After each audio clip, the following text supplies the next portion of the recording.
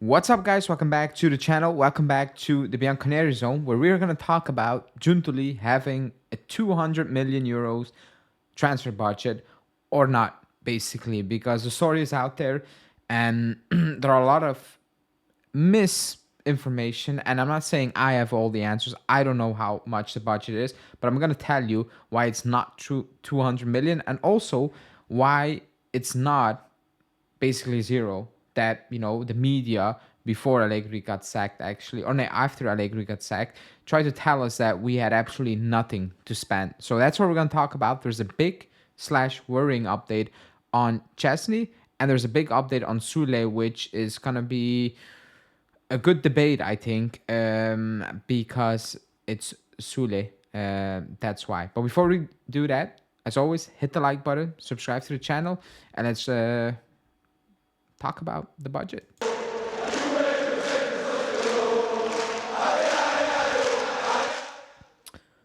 Okay, the 200 million budget is from Tuttosport, basically.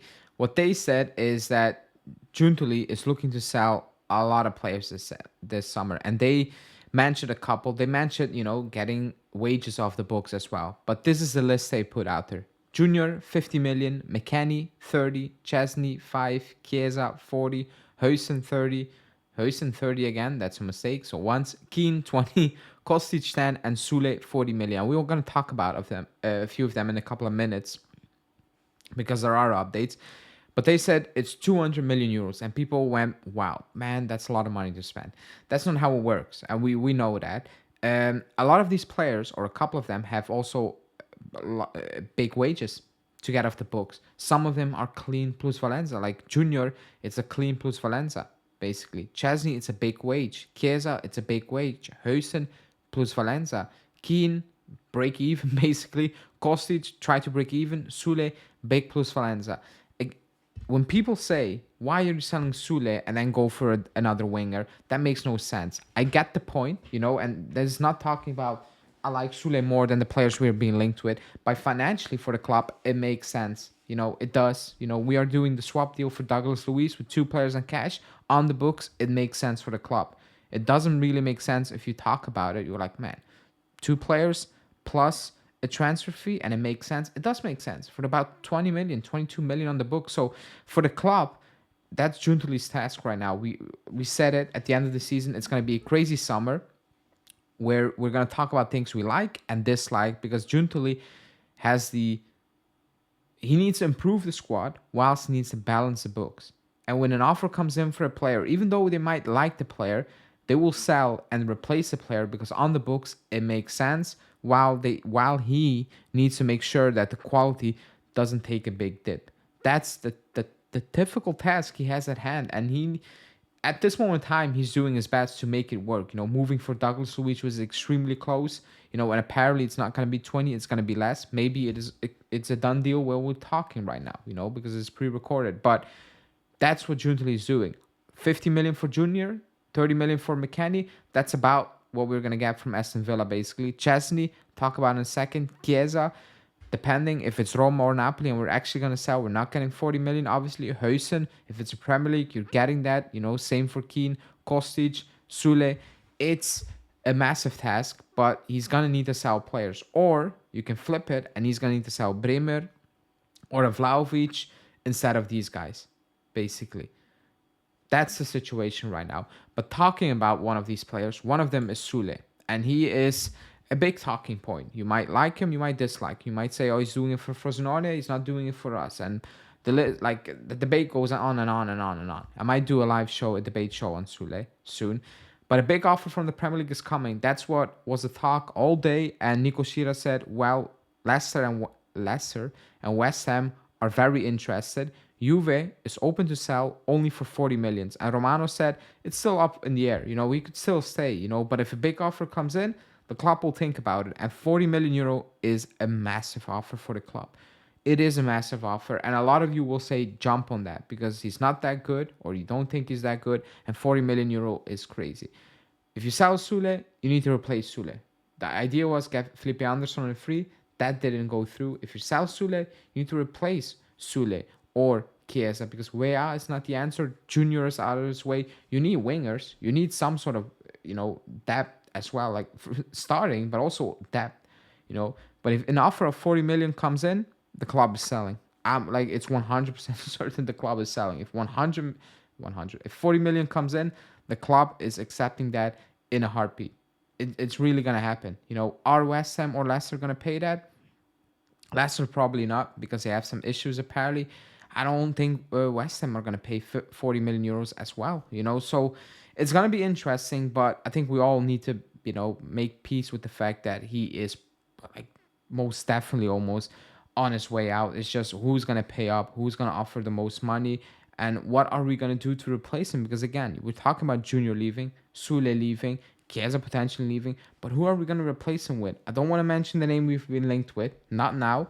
Zirkzee, the update on Zirkzee is that Milan are going to up the commission fee that they're not willing to pay, and Juve is just waiting. They have quote-unquote other priorities right now, but Giuntoli knows Motta really likes him, and if there is an opportunity where Milan messes up, Giuntoli will jump on it. But the feeling is it's not really a priority. It's like, okay, he's still out there. Let's us do that deal. But right now, the club is not focusing on bringing in Zirkzee, which is a bit sad, because I think under Motta, he will do miracles for their squad. But if you sell Soule Jr. and Chiesa, a couple of things need to happen, because you cannot go into the season with who? Timothy Weah, and that's it. Yield is fine, but like you need depth, and you need some sort of experience as well. So it's gonna be interesting, but that's out there. And now the Chesney news, not so fast, because the deal is not as close apparently as it appears to be, because Romano's saying he understands that there are now issues for Chesney's move to Al Nassr. After advanced negotiations in recent days, there are problems between the club and the deal could be in danger. Chesney to Al Nassr currently on standby. Alfredo Pedula came in and said we just need a couple of more days, because they're talking about the fee.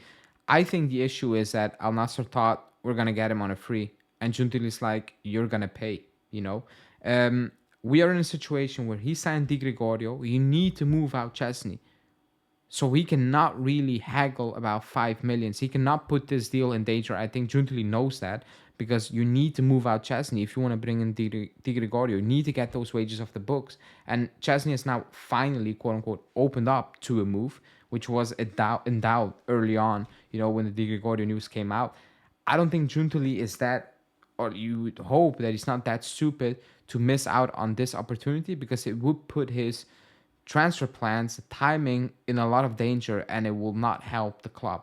It will not help the club. It will not help his case. It will not help the transfer window. It will help nobody, because Chesney could be like, okay, if this is not going to happen, I'm just going to see out my contract, whatever, figure it out. So it's a weird one. I think Al Nassr thought they were getting on a free, and Giuntoli's like, you need to pay. So maybe like Pedula said, it needs a couple of more days, because Giuntoli needs to do this deal. Otherwise, he's in a difficult situation right now, because you're bringing in Di Gregorio. You cannot have Chesney on 7.5 basically on the bench. Other than that, I have also an update on Kiwior, who is a player that played in the Premier League, obviously, played in Serie A for Spezia, moved to Arsenal, I think, last January, not this one, the January before that. And Nico Shira saying that he wants to play more and he would like to leave Arsenal. He's valued at between 20-25 million euros. Juve, Milan, and Napoli have shown interest in the player. Now, I think that's more of a side note story. It's more of a signing that you make towards the end of the season, basically, or like when you're all set and like, okay, now we need some backup. That's something you do if you actually move out Huijsen, maybe a Gatti, or you don't sign a Di Lorenzo, or you don't sign a Calafiori, like, and you try to figure out your center back position, because he can play the back position as well. So that's the deal. I think it's more in the background. I think it's more trying to bring in Calafiori for some reason, try to bring in Di Lorenzo, and then I think you're set. Even if Huijsen leaves, I don't think we're going to do anything. Is it a good move? Who knows? But the Kiwior one, I have nothing against Kiwior. I think he's a decent player. I know if you ask Arsenal fans, they will say, hey, that's not good enough. I've seen in Serie A, he's not a world beater. He's not, oh my God, what are we going to sign? He could be a decent squad player. definitely, in my opinion, not starting quality, not now, not in the future. That's why I'm like, that's not a deal really that the club is gonna make. That's more of a deal that Napoli will probably make because they need starting center backs. I don't think we're gonna bench Danilo for him, or if we bring in Calafiori, depending on what Calafiori will play is gonna play. So we need to keep an eye on these type of news. But that's, I'll bring it up, but I don't think it's something serious. I could be completely wrong, but it doesn't feel as serious. But yeah, that's it. Let's see what will happen today, or what happened today. Probably Douglas Luiz could be very close, or out of nowhere it could be done, not happening for some reason, but it feels very close right now. Let's see what will happen with Chesney, with the Soule offer. Tomorrow, I will have the big podcast out about Thiago Motta. Stay tuned for that one. It's a good one. It's in depth. It's with a good friend, who has strong opinions, maybe opinions you won't like, but it's very insightful. It's very interesting. Keep in mind, it had been recorded 2 weeks ago. So when we talk about a player like Zirkzee or Chesney, it's a bit outdated, but the idea is still there. It's small snippets, but Thiago Motta stuff is very interesting. So stay tuned for that one. And I will also be live tomorrow after the Germany game against Scotland with Steve to do our weekly show. And yeah, man, then we will see what's going to happen throughout the weekend. Thanks for watching, guys.